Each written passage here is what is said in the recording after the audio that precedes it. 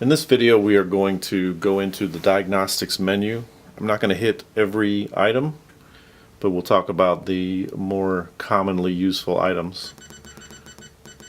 I'm going to go into the setup and scroll down to diagnostics. We have probably the most useful one is pulse inputs. If you ever want to see if your meter is or is not giving you pulses, that's a pretty easy way to do it. When you go into that, every pulse input is represented there with a number. As soon as pulses start to come into those inputs, the numbers will start to increase. So I have a pulsar tied here to one of those, and as I generate pulses, you can see the number going up.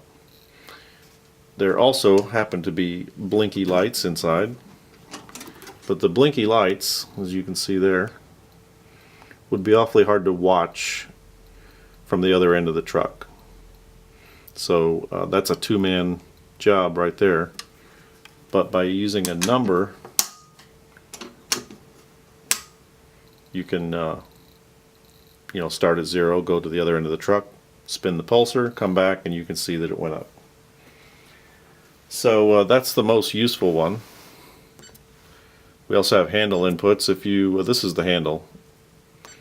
If you were to need to test that, you can see it went to on, off.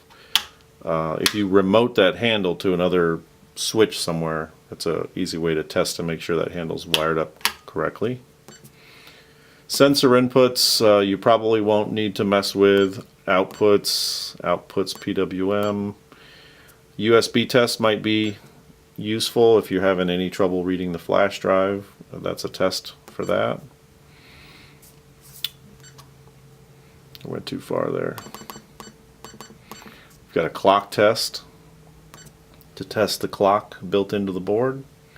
You should see the seconds increase as you look at it.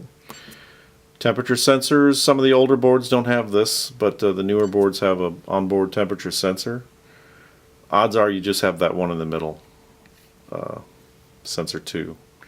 On some of the more elaborate systems you may have all three, but most people won't. Get a keypad test. Gives you a test on the LEDs. That's what you'll see in an alarm condition, and then testing all of your buttons. And factory defaults, returns the system back to factory defaults. So that's the diagnostics menu,